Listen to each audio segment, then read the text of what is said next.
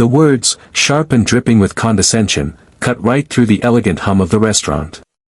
They were spoken in German, a language the man clearly thought was a shield, a secret code that made his cruelty completely untraceable. "Just look at her," he sneered, not even bothering to lower his voice. He was talking to his dinner companion, a younger man who just squirmed in his seat. "They let anyone work in these places now. You'd think for these prices, they'd hire staff who can speak English without sounding like they just crawled out of a swamp." The man was Alistair Sterling, a name tied to ruthless real estate deals and a fortune big enough to swallow a small country. He gestured dismissively with a flick of his wrist. His target? A young black woman whose name tag read Amara. She was meticulously polishing silverware at a nearby service station, her back turned to him. "Pathetic, isn't it?" Sterling went on, a cruel smirk on his lips. "This is what you get with affirmative action. Lower standards. I ask for a bottle of water, and her accent is so thick I can barely understand it. I should have just said Wasser. Maybe she understands simple words." His companion managed a weak, hollow chuckle. Around them, other diners began to shift uncomfortably. They couldn't understand the German, but the tone, arrogant, mocking, filled with disdain, was universal. It was the unmistakable sound of a powerful man punching down, and the entire room felt the impact, even if they couldn't decipher the words. They saw the target of his scorn, the quiet waitress, just doing her job, seemingly oblivious. And they felt a collective wave of secondhand shame. They assumed she was just another powerless employee, forced to endure the casual cruelty of the rich and untouchable. They were wrong. Section 1, The Diligent Waitress.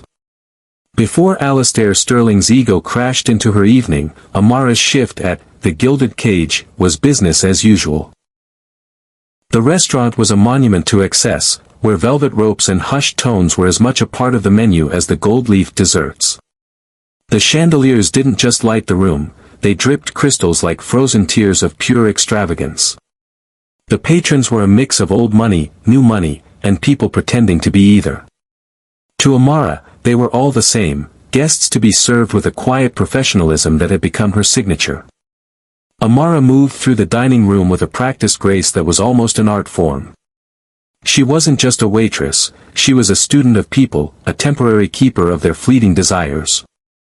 She knew the regulars by name. She knew Mrs. Gable at table 3 liked her lemon tea with 2 slices, not 1, and that Mr. Chen at table 5 preferred his water without ice, a small detail others always missed. Her colleagues, a stressed-out but loyal crew, respected her. She was the calm in their storm, the one who'd pick up a shift without a complaint or help a flustered new busboy clear a table.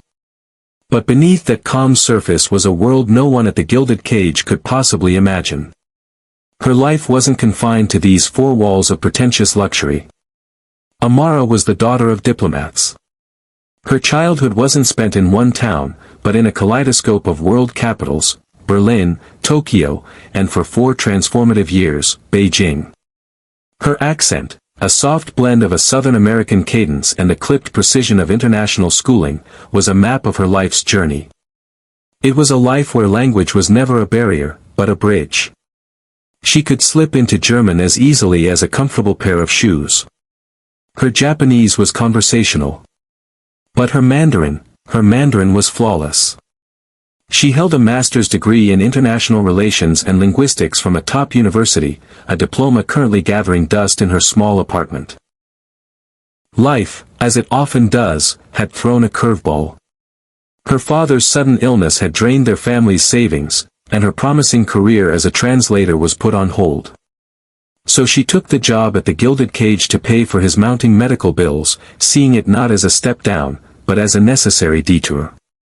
She found dignity in the work, in doing any job to the best of her ability. Her father taught her that character isn't defined by your title, but by how you treat people who can do nothing for you. So when she walked, it wasn't just with a tray of drinks, but with the quiet confidence of someone who had navigated the complex etiquette of global diplomacy. When she listened to an order, she did it with the focus of a translator parsing every syllable for its true meaning. She saw the irony, of course.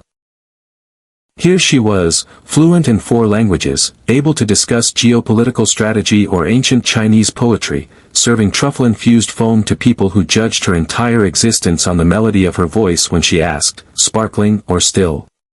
Section 2, The Billionaire's Contempt. Alistair Sterling was a man who measured the world in square footage and stock prices. He didn't just enter a room, he conquered it, his presence sucking the air from anyone he deemed beneath him. He was handsome in a severe, predatory way, his tailored suit fitting like armor made of money and power. Tonight, he was buttering up a potential business partner, a nervous young man named Thomas, whose entire career hinged on this dinner. Sterling's goal was twofold: secure a deal and perform his own dominance for an audience. From the moment Amara had approached their table, Sterling began his silent, scathing takedown. He saw her not as a person, but as a flaw in his otherwise perfect evening. When she'd greeted them with a polite, "Good evening, gentlemen. My name is Amara," he leaned back with a look of theatrical distaste, letting her stand there in silence before waving a dismissive hand and ordering the most expensive wine on the list without making eye contact. Now, protected by the bubble of his fluent German, he was putting on a show for Thomas. The cruelty was the point. It was a demonstration of his power, the power to humiliate someone who couldn't fight back. "Can you believe this?" he said to Thomas, his German crisp and arrogant. "I'm closing a 9-figure deal that will reshape the city's skyline, and I have to listen to that accent. It's like nails on a chalkboard. So unprofessional." He took a slow sip of his wine, savoring it like a reward for his own intolerance. Thomas, desperate to impress, mumbled in clumsy German, "The service industry really has gone downhill." Sterling let out a harsh laugh. "That's an understatement. It's a catastrophe. Look at her. No grace, no refinement. She's probably a diversity hire. Ticking a box. It's all for show, revealing more about the management's weak-kneed politics than her ability." He then leaned in, his voice dropping to a conspiratorial whisper that was still loud enough to carry. "I'm telling you, Thomas, this is the problem with society. Everyone wants a handout. Everyone wants to be rewarded for being mediocre. There's no respect for excellence anymore." He watched Amara move to a neighboring table, where an elderly couple was dining. He saw her lean in patiently to hear the woman's soft-spoken request. Sterling scoffed. "Pathetic," he muttered in German. "Pretending to care. It's all an act for a bigger tip. As if a few extra dollars could fix a life like that." He swirled his wine, his gaze cold. "She probably lives in some ghetto apartment. This job is the best she'll ever do." The casual poison of his words was making Thomas look physically ill. This wasn't just a rude customer, this was a man whose worldview was completely corroded by prejudice, a man who saw other people as props in the grand theater of his own life. What Sterling failed to notice was the other guest at his table, a quiet, observant man invited as a potential investor from China. His name was Mr. Wei, a tech titan whose net worth quietly dwarfed Sterling's. Mr. Wei spoke little English and had been listening through a translator app, but disrespect is a universal language. He watched Sterling's arrogant gestures, the cruel curl of his lip, and his expression remained a stoic mask. But he was here to evaluate a business partner, and character counted just as much as financials. Oblivious, Sterling plowed ahead. He was getting ready to close a massive real estate deal, one that hinged on securing funding from Mr. Wei's company. He started discussing the strategy, still in German, assuming he was safe. "The Chinese are so eager," Sterling said with a dismissive wave. "They'll sign anything that looks shiny. Their negotiation style is all about saving face. We'll flatter them, make them feel important, and slip the less favorable clauses into the fine print. Their legal team is in Shanghai, they won't catch it in time. It's brilliant." He was laying his ignorance and arrogance bare, serving them up like an appetizer. He was so insulated by his wealth, so blinded by his prejudice, he truly believed he was the smartest man in any room. That bubble was about to burst.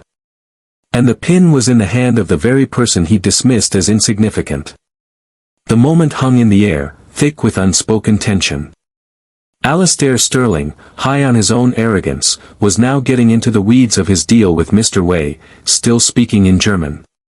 He was explaining a particularly deceptive clause he planned to bury in the contract, a detail about profit sharing that was as a standard local ordinance. Sterling explained to Thomas, a glint in his eye. A masterstroke. They'll never even see it coming.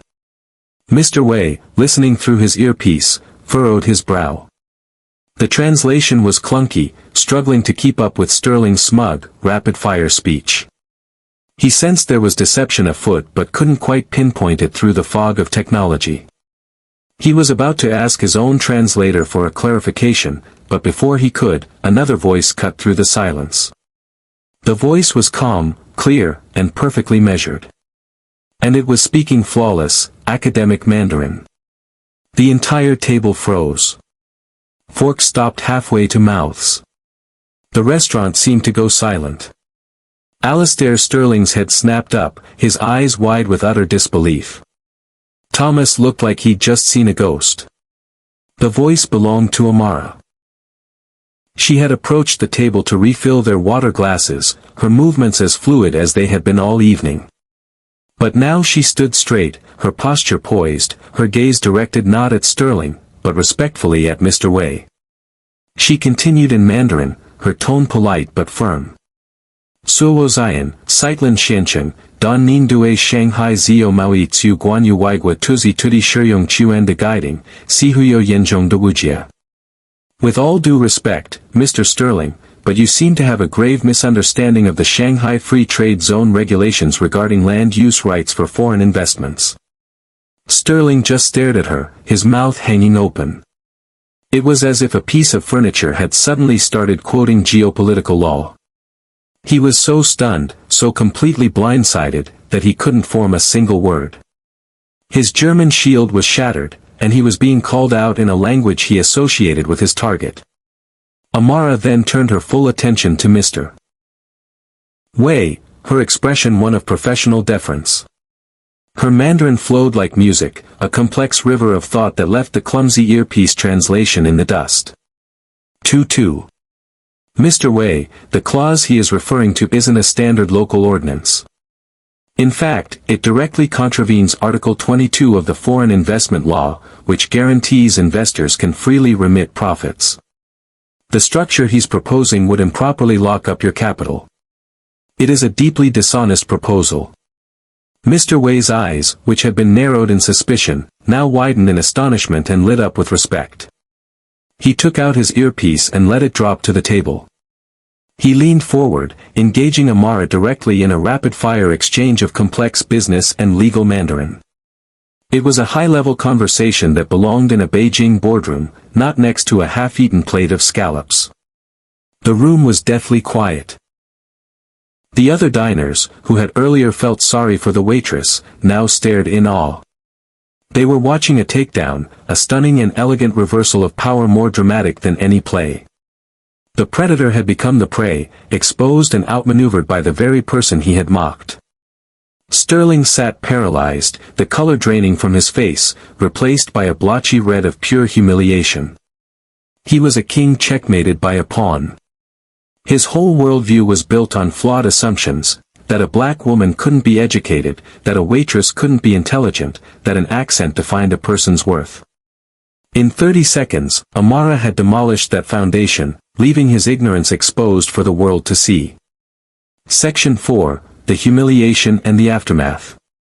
The silence that followed was heavy, profound, and for Alistair Sterling, completely suffocating. Every eye in the restaurant was on him. He felt their stares like physical blows. They didn't see a billionaire anymore, they saw a fool. A bigot who had been publicly and brilliantly shut down. The smirk was gone, replaced by a tight mask of shock and rage.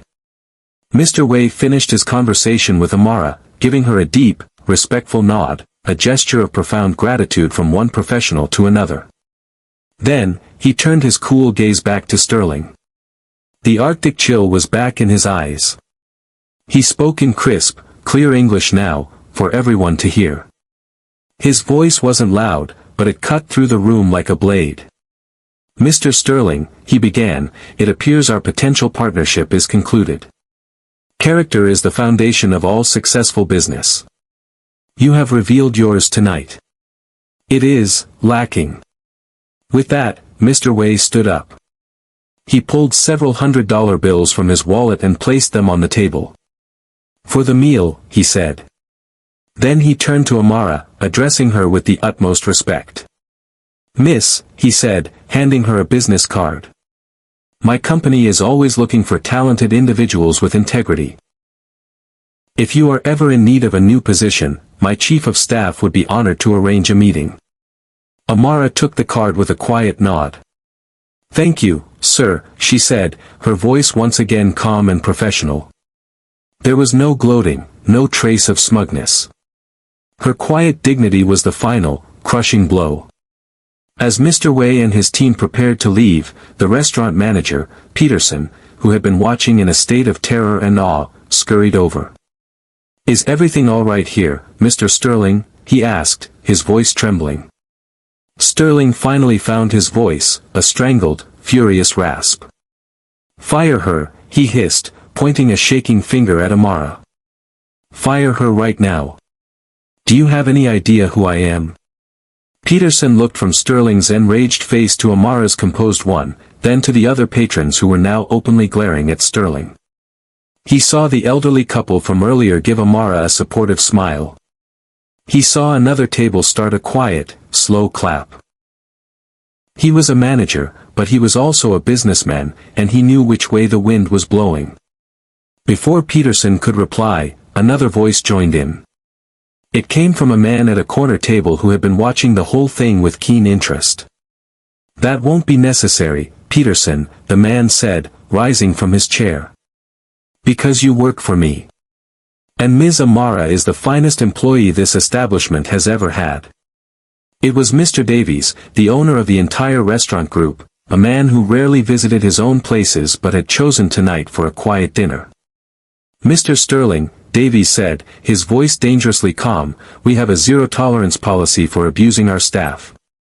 Your behavior has been reprehensible.